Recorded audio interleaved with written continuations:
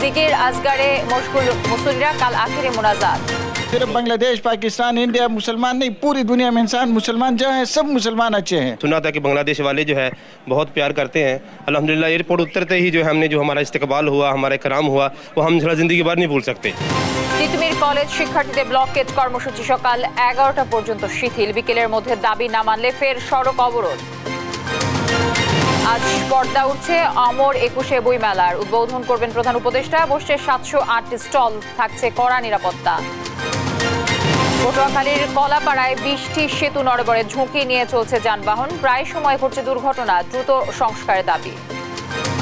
এই ব্রিজটা খুবই দুর্বল, এই ব্রিজটা অর্ধেক ভেঙে গেছে। উল্টাতে আমরা অনেক সময় পরেও গেছি, আমাদের চলাচল করতে অনেক অসুবিধা হয়। বান্দরবানের নাইংখংছড়িতে ভোটার তালিকা হালনাগাদে ধীরগতি। অনলাইন জটিলতায় নির্ধারিত সময়ে শেষ হওয়া নিয়ে সংশয়। যে সময় বেঁধে দেওয়া হয়েছে ভোটার হওয়ার জন্য, সেই সংক্ষিপ্ত সময়ে মানুষ যথাসময়ে ভোটার হতে পারবে না। ডেটটা একটু যদি বাড়ানো যায় তাহলে সাধারণ জনগণের ভোগান্তি থেকে বাঁচবে। যশোরে মানুষের সঙ্গে মৌমাছির বাস। বাড়ির ছাদ, দেয়াল ও জানালায় 30টিরও বেশি মৌচাক, দেখতে ভিড় উৎসুক জনতার। এবং যুক্তরাষ্ট্রের ফিলাডেলফিয়ার আবাসিক এলাকায় 6 আরোহী নিয়ে ফের বিমান বিধ্বস্ত, কেউ বেঁচে থাকার আশা ক্ষীণ।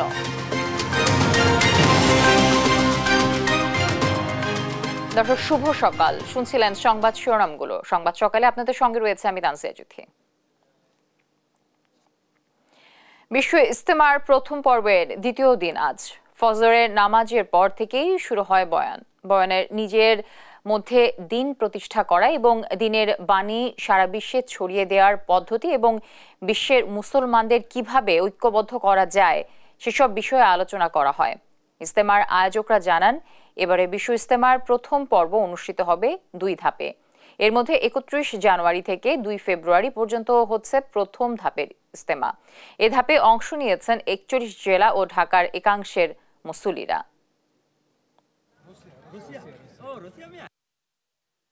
জীবনকে কিভাবে পরিবর্তন করতে হবে, কিভাবে চলতে হবে, আখিরাতের চিন্তা, আখিরাতের পুঁজি হিসাবে আমরা কিছু নিতে এসেছি এখান থেকে। আমাদের দেশের যে আপনার অভ্যন্তরীণ যে বিষয়, বাহিরে যে বিষয়গুলো আছে সবগুলো যেন আল্লাহ তাআলা নিজে হাতে সমাধান করে দেন, নিজে যেন করে দেন এগুলা। আর এমনি যে আপনার তাবলীগ জামাত নিয়ে টুকটাক যে ঝামেলা আছে আল্লাহ তাআলা যেন এগুলো সব করে দেন। দর্শক, টঙ্গীর তুরাগ তীরে চলছে বিশ্ব ইজতেমায় দ্বিতীয় দিনের বয়ান। এ নিয়ে আরো জানাতে সেখান থেকে সরাসরি যুক্ত হচ্ছেন সহকর্মী আলিমুজ্জামান সাফওয়ান। সাফওয়ান, দ্বিতীয় আনুষ্ঠানিকতা কেমন দেখছেন এবং কারা বয়ান রাখছেন এই মুহূর্তে? আজ সকালে যে নামাজের মাধ্যমে যে বয়ান হয়েছে তারপরে কিন্তু আজকের যে আনুষ্ঠানিকতা সেটি কিন্তু শুরু হয়ে গেছে। এই মুহূর্তে আমরা রয়েছি টঙ্গীর যে তুরাগ তীর সেখানে, এবং সকাল থেকে কিন্তু এখানে বেশ কুয়াশা ছিল এবং ঠান্ডা ছিল। এর মধ্যেই কিন্তু মুসলিমরা আসলে তাদের যে ইবাদত সেগুলো চালিয়ে গেছেন।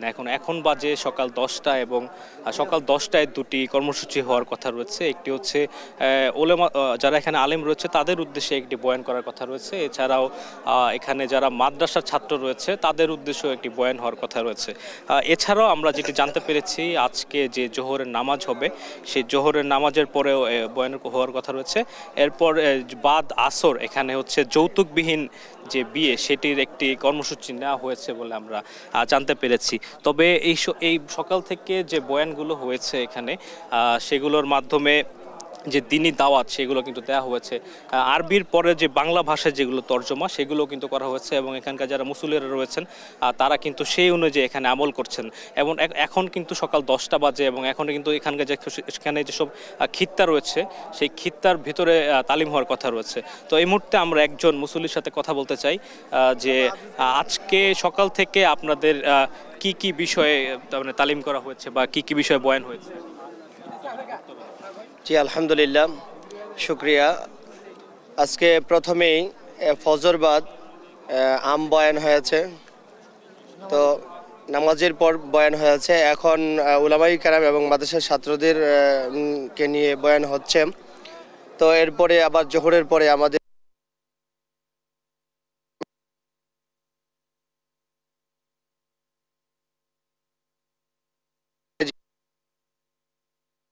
এই প্রত্যেকটা ক্ষেত্রে আমল চলতেছে।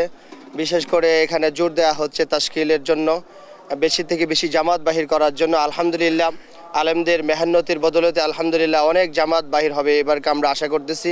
প্রথম পর্বে ইনশাআল্লাহ যা আজায়েম ছিল এর চেয়ে বেশি জামাত হবে ইনশাআল্লাহ। এর পরের পর্বেতেও ইনশাআল্লাহ আমরা আশা রাখি যে জামাতের আজায়েম আছে এর চাইতে বেশি হবে ইনশাআল্লাহ।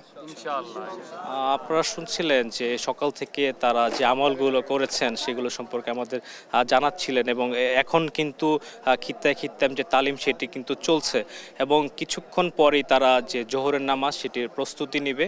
তো এই ছিল আমার কাছে টঙ্গীর তুরাগতীর থেকে বিশ্ব ইজতেমার সর্বশেষ। টঙ্গীর ইজতেমার ময়দান থেকে যুক্ত ছিলেন আমাদের সহকর্মী আলিমুজ্জামান সাফওয়ান। টঙ্গীর তুরাগতীর বিশ্ব ইজতেমা ময়দানে ৪১ জেলার মুসল্লির সঙ্গে অংশ নিয়েছেন ৭২টি দেশ থেকে আগত বিদেশি ধর্মপ্রাণ মুসল্লিরা। বাংলাদেশের সবচেয়ে বড় ধর্মীয় মিলন মেলায় অংশ নিতে পেরে আনন্দিত তারা। অন্যদিকে ভিনদেশি অতিথিদের নিরাপত্তা নিশ্চিতে আইনশৃঙ্খলা বাহিনীর পক্ষ থেকে নেওয়া হয়েছে বাড়তি নিরাপত্তা। সহকর্মী দেওয়ান ইমনের তথ্য ও চিত্রে বিস্তারিত আব্দুল্লাহ আল মারুফের রিপোর্টে। টঙ্গীর তুরাগতীরে চলছে বিশ্ব ইজতেমার প্রথম পর্ব। ময়দানের উত্তর পাশে টিন আর পাটের চট দিয়ে বানানো হয়েছে বিদেশি নিবাস। জুবাইরপন্থীদের আয়োজনে প্রথম পর্বে আগত ভিনদেশি মুসল্লিরা অবস্থান করছেন এসব নিবাসে। এর মধ্যে রয়েছে সৌদি আরব, মালয়েশিয়া, ভারত, পাকিস্তান সহ ৭২টি দেশ থেকে আগত ২,১৫০ জন ধর্মপ্রাণ মুসল্লি। বিশ্বের দ্বিতীয় বৃহত্তম ও বাংলাদেশের সর্ববৃহৎ এই ধর্মীয় সমাবেশে অংশ নিতে পেরে আনন্দিত তারা। এদের মধ্যে অনেক অতিথি আবার নিজ উদ্যোগে ইজতেমায় আসা মুসল্লিদের মাঝে বিতরণ করছেন কোমল পানীয় সহ নানা ধরনের খাবার। এতে করে দেশি এবং ভিনদেশি ধর্মপ্রাণ মুসল্লিদের মিলন মেলায় পরিণত হয়েছে টঙ্গীর তুরাগ পার। जैसे अल्हम्दुलिल्लाह हम जो है हमने सुना था कि बांग्लादेश वाले जो है बहुत प्यार करते हैं। अल्हम्दुलिल्लाह एयरपोर्ट उतरते ही जो है हमने जो हमारा इस्तकबाल हुआ, हमारा इकराम हुआ, वो हम थोड़ा ज़िंदगी भर नहीं भूल सकते। बहुत अच्छे लोग हैं अल्हम्दुलिल्लाह बांग्लादेश वाले। अल्हम्दुलिल्लाह बहुत अच्छा है, सब मुसलमान अच्छे हैं। सिर्फ बांग्लादेश, पाकिस्तान, इंडिया मुसलमान नहीं, पूरी दुनिया में इंसान मुसलमान जहाँ है सब मुसलमान अच्छे हैं। बस किसी में सिफात कम, किसी में ज़्यादा, लेकिन जो कलमा पड़ा है जहन्नम से बचकर जन्नत को जाने वाला बनेगा इंशाअल्लाह। لا هذا في بنغلاديش في هلا في كل عالم في كلمات لا إله إلا الله। বিদেশি অতিথিদের নিরাপত্তা জোরদারে আইন শৃঙ্খলা বাহিনীর পক্ষ থেকেও নেওয়া হয়েছে কড়া নিরাপত্তা ব্যবস্থা। পাশাপাশি ভিনদেশি মেহমানদের সুশৃঙ্খল পরিবেশে থাকার ব্যবস্থা করতে পারায় সন্তুষ্ট আয়োজকরা। এখন পর্যন্ত আমার জানা মতে 2000 প্লাস 70-72টা দেশে 2000 প্লাস। এটা হয়তো কালকের মধ্যে আরো কিছু বাড়বে।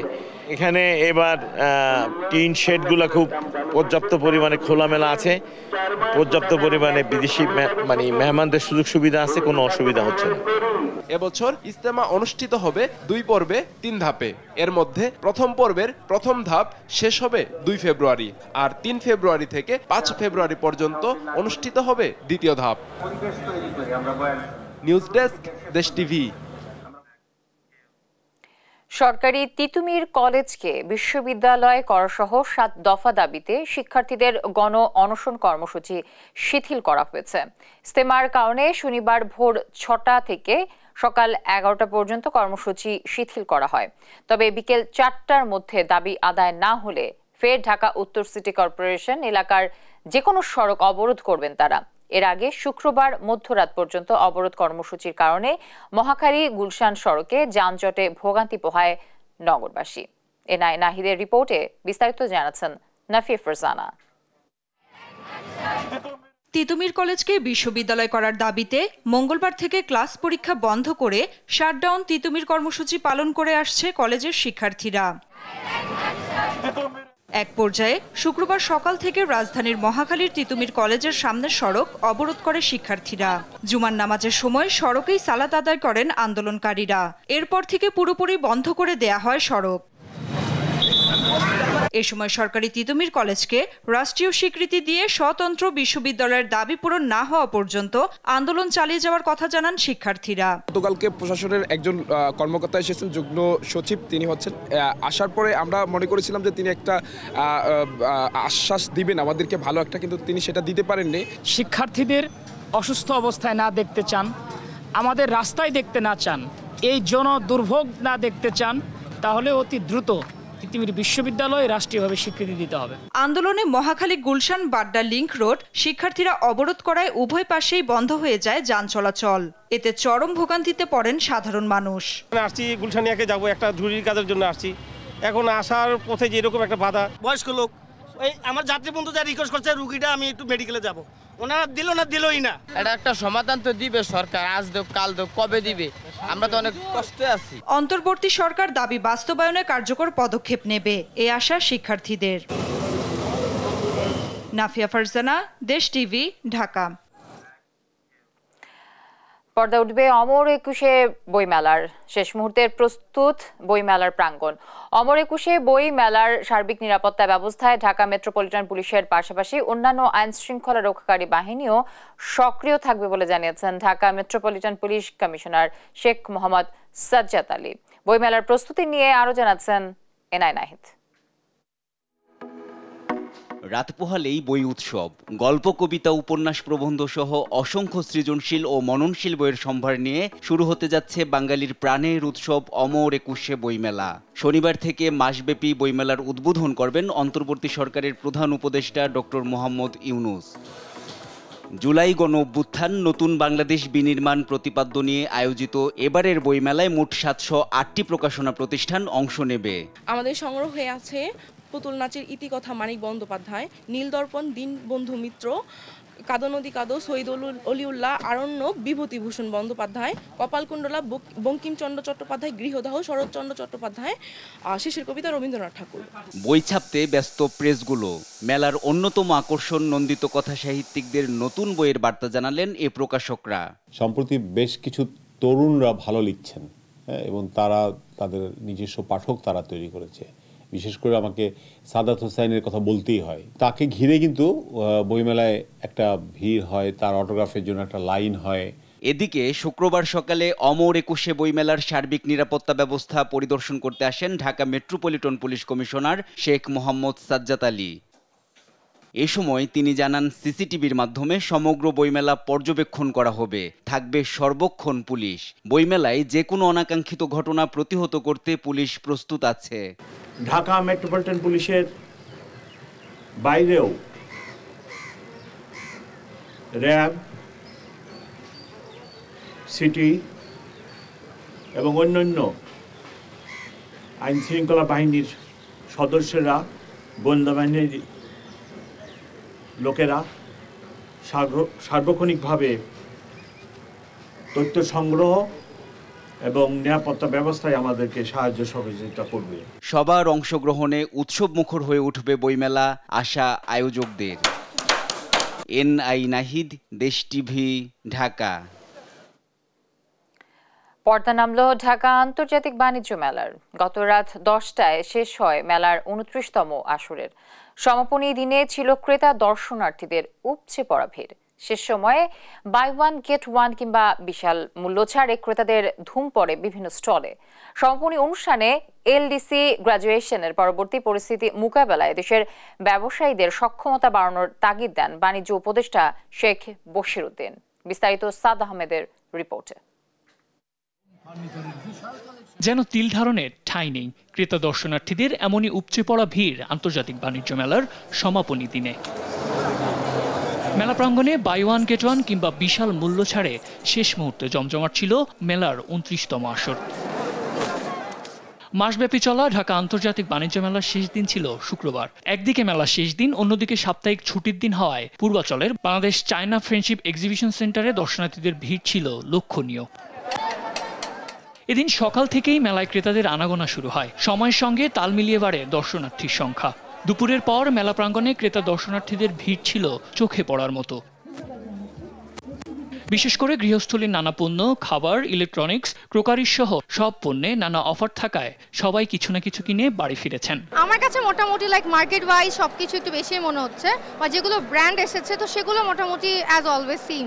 ঘুরতে এসেছি আর দেখতে এগুলোই, আর এর থেকে বেশি কিছু না। অনেক সুন্দর লাগছে, অনেক ঘুরছি, অনেক কিছু কিনছি, অনেক মজা করছে এবারের বাণিজ্য মেলায়। আমরা এই যে মানি ব্যাগ, বেল্ট, তারপরে ব্লেজার, এদিকে মেলার শেষ দিনে বিভিন্ন পণ্যে 20% থেকে 30% পর্যন্ত ছাড় দিচ্ছে কোনো কোনো স্টল। আমাদের ধামাকা অফার ছিল, প্রতিটা প্রোডাক্টের উপরে মোটামুটি আপনার 30% সেল অফার ছিল আমাদের। তবে বিক্রেতারা জানান মেলার শেষ দিকে বেচাকেনা বাড়লেও খুব একটা লাভের মুখ দেখছেন না তারা। মেলার সময় বাড়ানোর দাবি জানালেও কর্তৃপক্ষ সায় দেয়নি। যত দর্শনার্থী আছে ওই রকম আমরা সারা পাইনি, আমাদের আশানুরূপ হচ্ছে না। পেশাহীনের অবস্থা যেভাবে আছে এইভাবে হইলে বাণিজ্য মেলা কেউ আইসা দোকানদারি করার মতন অবস্থা নাই। মেলার সমাপনী টানেন বাণিজ্য উপদেষ্টা শেখ বশির উদ্দিন। এ সময় তিনি বাংলাদেশি ব্যবসায়ীদের আরও বেশি উদ্যোগী হওয়ার আহ্বান জানান। এবারের মেলায় 343টি দেশি বিদেশি প্রতিষ্ঠান অংশগ্রহণ করে, যার মধ্যে 60টি দেশের 11টি বিদেশি প্রতিষ্ঠান ছিল। এবার 3টি ক্যাটাগরিতে 51টি প্রতিষ্ঠানকে পুরস্কৃত করা হয়। এ সময় বিজয়ী প্রতিষ্ঠানগুলোর হাতে পুরস্কার তুলে দেন বাণিজ্য উপদেষ্টা। সমাপনী দিনে ক্রেতা দর্শনার্থীদের পদচারণায় মুখর ছিল মেলা প্রাঙ্গণ। বিশাল মূল্যছাড় বাই ওয়ান গেট ওয়ান অফারে সন্তুষ্টি প্রকাশ করেন ক্রেতারা। তবে বিক্রেতারা বলছেন আরও কিছুদিন সময় পেলে বিক্রি বাড়ত তাদের। সব মিলিয়ে এবারের মেলায় সার্বিক ব্যবস্থাপনায় সন্তুষ্টি প্রকাশ করেন ক্রেতা বিক্রেতারা। সাদ আহমেদ, দেশ টিভি, ঢাকা। দেশের বাজারে বাড়ল জ্বালানি তেলের দাম। এর মধ্যে ডিজেল ও কেরোসিনের দাম 1 টাকা বাড়িয়ে 105 টাকা নির্ধারণ করা হয়েছে। এছাড়া পেট্রোল ও অকটেনের দামও বাড়ানো হয়েছে 1 টাকা। শুক্রবার এক বিজ্ঞপ্তিতে তথ্য জানিয়েছে বিদ্যুৎ, জ্বালানি ও খনিজ সম্পদ মন্ত্রণালয়। ডিজেলের দাম প্রতি লিটার 104 টাকা থেকে 1 টাকা বাড়িয়ে 105 টাকা ও কেরোসিন 104 টাকা থেকে 1 টাকা বাড়িয়ে 105 টাকা পুনর্নির্ধারণ করা হয়। এছাড়া পেট্রোল ও অকটেনের দামও বাড়িয়ে নির্ধারণ করা হয়েছে 122 টাকা ও 126 টাকা। মধ্যরাত থেকে এ দাম কার্যকর হয়েছে। খুলনায় সড়ক দুর্ঘটনায় 2 যুবকের মৃত্যু হয়েছে। শুক্রবার রাত 10:45টার দিকে নগরীর আরাংঘাটা থানা এলাকার লতার বাইপাস মোড়ে এই দুর্ঘটনাটি ঘটে। পুলিশ ও প্রত্যক্ষদর্শীরা জানান, শুক্রবার রাতে তারা মোটরসাইকেল যোগে বাইপাস মহাসড়ক পার হচ্ছিল। এ সময় আফিল গেট থেকে খুলনাগামী একটি বাস তাদের ধাক্কা দিলে তারা একটি পিকআপের সাথে সজোরে ধাক্কা খায়। ঘটনাস্থলে মোটরসাইকেল আরোহী পুষ্পেনের মৃত্যু হয় এবং সৌরভ মণ্ডলকে স্থানীয়রা চিকিৎসার জন্য খুলনা মেডিকেল কলেজ হাসপাতালে নেয়ার পথে তারও মৃত্যু হয়।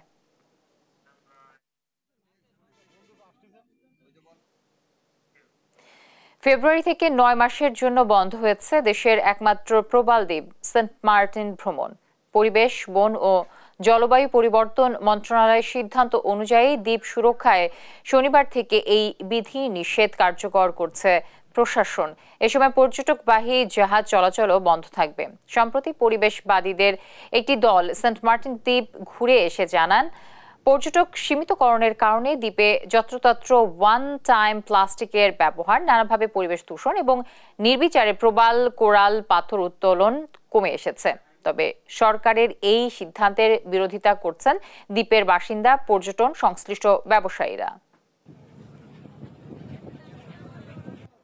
ফেব্রুয়ারি মাসটা কোনভাবে চলা শুরু করবেন, অন্যথায় আমরা এখানে না গিয়ে অনাহারে থাকতে হবে। পরিবেশিত হইতে আমাদেরকে কষ্ট দিচ্ছেন, আমাদের ছাত্রদের পেটে লাগিয়ে দিচ্ছেন, সাধারণ জনগণ, সাধারণ কৃষকদের পেটে লাগিয়ে দিচ্ছেন। পঞ্চগড়ে সবজির দাম কম, তবে মাছ মাংসের দাম ঊর্ধ্বমুখী। দর্শক, এ নিয়ে আরো জানাতে সরাসরি যুক্ত হচ্ছেন সহকর্মী রাশেদুজ্জামান বাবু। বাবু, বাজারে মাছ মাংসের দাম কেমন দেখছেন এবং এ নিয়ে ক্রেতা বিক্রেতারা কি বলছেন? ধন্যবাদ জ্যোতি আপনাকে। আসলে আপনি জানেন যে সবজির বাজার এবং শাকের বাজারে কিছুটা স্বস্তি মিললেও কিন্তু আসলে মাছ বলেন, মাংস বলেন, চাল বলেন এবং তেলের বলেন, এই বাজার কিন্তু এখনো কিন্তু অস্থিরতা। যদি সবচেয়ে বেশি কথা বলি যে আমি তেলের কথা, আজকে সকালে পঞ্চগড়ে বিভিন্ন হাট বাজারে খবর নিয়েছি, প্রতি কেজি তেল বিক্রি হচ্ছে কিন্তু ডাবল সেঞ্চুরিতে, অর্থাৎ 200 টাকার দরে কিন্তু প্রতি কেজি তেল বিক্রি হচ্ছে। এমনি করে কিন্তু আমরা চালের বাজারে খবর নিয়েছি, প্রত্যেকটি চাল কিন্তু 2 থেকে 5 টাকা পর্যন্ত বেড়েছে।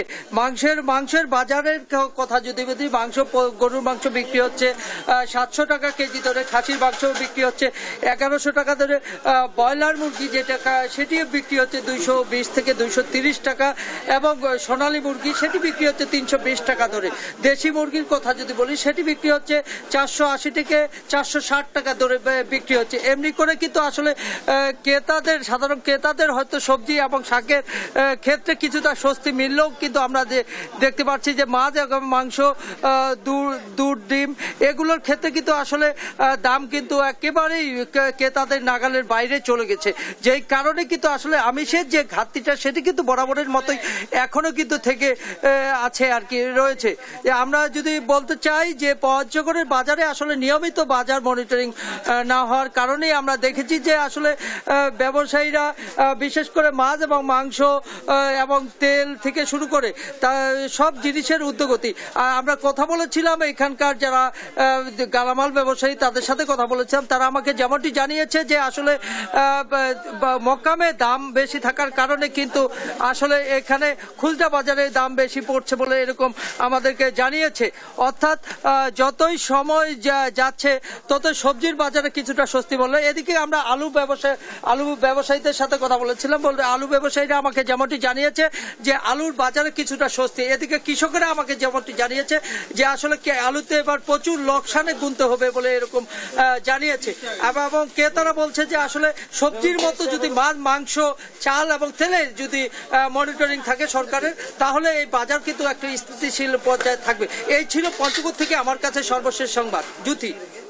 সহকর্মী রাশেদুজ্জামান বাবু যুক্ত ছিলেন পঞ্চগড় থেকে। পটুয়াখালীর কলাপাড়া উপজেলার কমপক্ষে 20টি সেতু ঝুঁকিপূর্ণ হয়ে পড়েছে। ঝুঁকি নিয়েই এসব সেতু দিয়ে চলাচল করছে যানবাহন, এতে প্রায় সময় ঘটছে দুর্ঘটনা। দ্রুত সময়ের মধ্যে সেতু সংস্কার কিংবা পুনর্নির্মাণের দাবি স্থানীয়দের। সহকর্মী সাইদ ইব্রাহিমের তথ্য ও চিত্রে বিস্তারিত আব্দুল্লাহ আল মারুফের রিপোর্টে থাকছে। প্রায় 30 বছর আগে পটুয়াখালীর কলাপাড়া উপজেলার সম্বারিয়া বাজার এলাকায় ভারানী খালের উপর নির্মিত হয় এই সেতুটি। 2007 সালের ঘূর্ণিঝড় সিডরে সেতুটি বেশ ক্ষতিগ্রস্ত হয়। বর্তমানে সেতুটির সিমেন্টের ঢালাই দিয়া স্লিপার ধসে পড়েছে, যে কোনো সময় এটি ভেঙে পড়তে পারে। ঝুঁকি জেনেও কোনো উপায় না থাকায় এই সেতু দিয়ে প্রতিনিয়ত যাতায়াত করছে স্কুল, কলেজ ও মাদ্রাসার কয়েক হাজার শিক্ষার্থী। এছাড়া চম্পাপুর এবং ধানখালী ইউনিয়নের 6 গ্রামের প্রায় 10,000 মানুষের চলাচলের মাধ্যম এই সেতু। শুধু এই সেতু নয়, কলাপাড়া উপজেলার 60টি সেতুর মধ্যে 20টি সেতুই এখন চলাচলের অনুপযোগী। দ্রুত সময়ের মধ্যে এসব সেতু নতুন করে নির্মাণের দাবি স্থানীয়দের। 2007 সালে সিডরের সময় এই পোলটা প্রথম ভাঙে যায়, তারপর আমরা স্থানীয় লোকজনের চেষ্টার মাধ্যমে আবার মেরামত করি, আবার ভেঙে যায়, আবার মেরামত করি। এই মেরামত করার পরে এই পর্যন্ত আমরা মেরামত করে কোনো রকম চলাফেরা করি। এই ব্রিজটা খুবই দুর্বল, এই ব্রিজটা অর্ধেক ভেঙে গেছে, অর্ধেক ভালো আছে। এই পোলটা দিয়ে আমরা অনেক সময় পরেও গেছি, আমাদের চলাচল করতে অনেক অসুবিধা হয়। ঝুঁকিপূর্ণ ব্রিজগুলো আগামী 3 মাসের মধ্যে সংস্কার করা হবে বলে জানান উপজেলা নির্বাহী প্রকৌশলী। মোট 60টি ব্রিজ আমাদের কলাপাড়াতে রয়েছে, যার ভিতরে অত্যন্ত ঝুঁকিপূর্ণ অবস্থাতে 12টা ব্রিজ রয়েছে। তো আমাদের দপ্তর থেকে আমরা সরেজমিনে সেই সকল ব্রিজগুলো, ঝুঁকিপূর্ণ ব্রিজগুলো আমরা পরিদর্শন করেছি এবং আমাদের programme for supporting rural bridge নামক প্রকল্পের মাধ্যমে আমরা ইতোমধ্যে এই ব্রিজগুলো সংস্কারের কাজ হাতে নিয়েছি। আমরা অত্যন্ত আশাবাদী যে আগামী 3 থেকে 4 মাসের ভিতরে 10টা ব্রিজের কাজ আমরা শেষ করতে পারবো এবং বাকি 2টা ব্রিজ অন্য প্রকল্পে থেকে সংস্কারের জন্য আমরা ইতোমধ্যে দিয়েছি। লাখ লাখ মানুষের দুর্ভোগ লাঘবে দ্রুত সময়ের মধ্যে ঝুঁকিপূর্ণ সেতু মেরামত কিংবা প্রয়োজনে পুনর্নির্মাণ দেখতে চান পটুয়াখালীর কলাপাড়ার বাসিন্দারা। নিউজ ডেস্ক, দেশ টিভি। সারা দেশের ন্যায় পার্বত্য জেলা বান্দরবানেও চলছে ভোটার তালিকা হালনাগাদ কার্যক্রম। আগামী 3 ফেব্রুয়ারি পর্যন্ত তথ্য সংগ্রহের পর বায়োমেট্রিক্স নেয়া ও ছবি তোলার কথা রয়েছে, কিন্তু জেলার নাইক্ষ্যংছড়ি উপজেলায় এই কার্যক্রম শেষ করা নিয়ে সংশয় দেখা দিয়েছে। মেয়াদ উত্তীর্ণ পরিষদে নতুন প্রশাসক নিয়োগ এবং অনলাইন জটিলতার কারণে এই সংকট বলে জানা গেছে। সহকর্মী আবুল বাশার নয়নের পাঠানো তথ্য ছবিতে বিস্তারিত জানাচ্ছেন শামীম হোসেন। বান্দরবানের নাইক্ষ্যংছড়ির ইউনিয়ন পরিষদগুলোতে নারী পুরুষের দীর্ঘ অপেক্ষা। ভোর থেকে শুরু হয়ে যা থাকে রাত পর্যন্ত। চলমান হালনাগাদ ভোটার তালিকায় অন্তর্ভুক্তি হতে প্রয়োজনীয় কাগজপত্রে সই নিতে ইউনিয়ন, উপজেলা এবং হেডব্যান্ড কার্যালয়ে মানুষের এমন উপস্থিতি। সব মিলিয়ে নতুন প্রশাসক আর ইন্টারনেট সমস্যা লেগে থাকায় এবারের হালনাগাদ কার্যক্রম যথাসময়ে শেষ করা কঠিন হবে। তাই সময়সীমা বাড়ানোর দাবি স্থানীয়দের। জনগণের পক্ষ থেকে নির্বাচন কমিশনের কাছে উদাত্ত তো আহ্বান জানাচ্ছি আপনি আমাদের দিকে একটু সদয় দৃষ্টি দেন। যদি 3 তারিখ পর্যন্ত হয় তাহলে মানুষ ভোটার হতে পারবে না, সে কারণে 3 তারিখটা ডেটটা চেঞ্জ করে যদি আপনারা ডেটটা একটু যদি বাড়ানো যায় তাহলে সাধারণ জনগণের ভোগান্তি থেকে বাঁচবে এবং সাধারণ যারা বাইরে থেকে আসছে তারা সবাই ভোটার হইতে পারবে। নাইক্ষ্যংছড়ি সদর, ঘুমধুম এবং সোনাইছড়ি ইউনিয়নে মেয়াদ উত্তীর্ণ হওয়ায় প্রশাসক নিয়োগ দেওয়া হয় গত 21 জানুয়ারি। এর মধ্যে সোনাইছড়ি পরিষদ বন্ধ থাকলেও বাকিগুলোতে দিনরাত চলছে কার্যক্রম। ভোটার হালনাগাদ শুরু হওয়ার পর থেকেই ভোর 4টা থেকেই রাত 11টা পর্যন্ত উনি জনগণকে সেবা দিয়ে আসছে। আছে রাত 1টায় ঘুম থেকে ওঠার পরেও জনগণকে সেবা দিয়েছে। এখানে যে সময় বেঁধে দেওয়া হয়েছে নির্বাচনের জন্য, ভোটার হওয়ার জন্য, সেই সংক্ষিপ্ত সময়ে মানুষ যথাসময়ে ভোটার হতে পারবে না। এদিকে কার্যক্রম চলছে জানিয়ে নির্বাচন কমিশনার এই কর্মকর্তা বলেন, স্থানীয় জনগণ আবেদন করলে বিষয়টি ঊর্ধ্বতন কর্তৃপক্ষ বিবেচনা করতে পারেন। করতে রয়েছে একটা ইউনিয়ন পরিষদে কোনো চেয়ারম্যান বা প্রশাসক নেই বা ডকুমেন্ট পাচ্ছেন না। এই ক্ষেত্রে আমরা ইতিমধ্যে কোনো ব্যবস্থা নেওয়া হয়নি বা আমার এখতিয়ারও নাই। সেক্ষেত্রে যদি স্থানীয় জনগণ যদি আবেদন করেন সেই প্রেক্ষিতে আমি চাইলে এই আবেদনটা ফরওয়ার্ড করতে পারি, আমার সিনিয়র অথরিটিকে জানাতে পারি। সংকট থাকায় ভোটার তালিকা হালনাগাদ কার্যক্রমের সময় বাড়ানোর দাবি জানান স্থানীয়রা। নিউজ ডেস্ক, দেশ টিভি। বাড়ির ছাদ, দেয়াল ও জানালায় বাসা বেঁধেছে মৌমাছি। পরিবারের সদস্যদের মতোই মানুষের সঙ্গে বসবাস করছে মৌমাছির দল। এসব মৌমাছি বছরে 6 মাস থাকে বাড়িটিতে। 30টির বেশি মৌচাক থাকা বাড়িটি এখন এলাকায় মৌমাছির বাড়ি হিসেবে পরিচিত। এমন দৃশ্য দেখতে প্রতিদিনই ভিড় করেন উৎসুক মানুষ। সহকর্মী সালাউদ্দিন সাগরের তথ্য ও চিত্রে বিস্তারিত আব্দুল্লাহ আল মারুফের রিপোর্টে। বাড়ির জানালা, বারান্দা এবং ছাদের কার্নিশ সহ সবখানেই বাসা বেঁধেছে মৌমাছি। এমন চিত্রের দেখা মিলবে যশোরের মনিরামপুর উপজেলার খানপুর ইউনিয়নের শান্তল শেখপাড়া গ্রামে হাজী ইসাক আলীর বাড়িতে।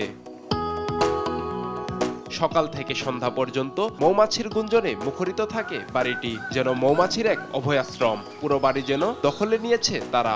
পরিবারটির সঙ্গে মিলেমিশে একাকার হয়ে আছে মৌমাছির দল। 7 বছর ধরে মৌমাছির সঙ্গে বসবাস পরিবারটির। মৌমাছিগুলোও পরিবারের অংশ হয়ে উঠেছে বলে জানায় তারা। আমাদের এই মৌমাছির আমাদের সাথে একেবারে বন্ধুর মতো থাকে। আমরা ওদের কিছু বলি না, ওরাও আমাদের কিছু বলে না। এরা আমাদের একেবারে কি বলবো, বাড়ির একটা সদস্য হয়ে গেছে। মনে হয় যেন ওরা আমাদের একটা বন্ধু বা আমাদের একটা সাথী। প্রতি বছর নভেম্বর থেকে জুন জুলাই পর্যন্ত মৌমাছিরা অবস্থান করে বাড়িটিতে। গেল বছর 50,000 টাকার মধু বিক্রি করলেও এবার মৌচাকের সংখ্যা বেশি হওয়ায় 60 থেকে 70,000 টাকা মধু সংগ্রহের আশা বাড়ি মালিকের। ইতোমধ্যে 37 কেজি মধু বিক্রিও করেছেন তিনি। বছরে দেখা যাচ্ছে প্রায় 1.5 মণ টন মধু পাই, তাতে আমরা প্রায় 50,000 টাকা মতন বিক্রয় করি আমরা। এই বছর আরো বেশি মৌমাছির চাক আসছে, আমরা আশা করি আরো বেশি হবে এবার। মানুষের সাথে মৌমাছির এমন মেলবন্ধন দেখতে প্রতিদিনই উৎসুক জনতা ভিড় জমান। দেখতে আসলাম তো মৌমাছির চাক, দেখতে তো ভালো লাগতেছে। তাই এত সুন্দর এর বাড়ি, ধরো বাড়ির ভিতরে বান্ধা তো কোনদিন দেখিনি। এইটা তো কি নিয়ম?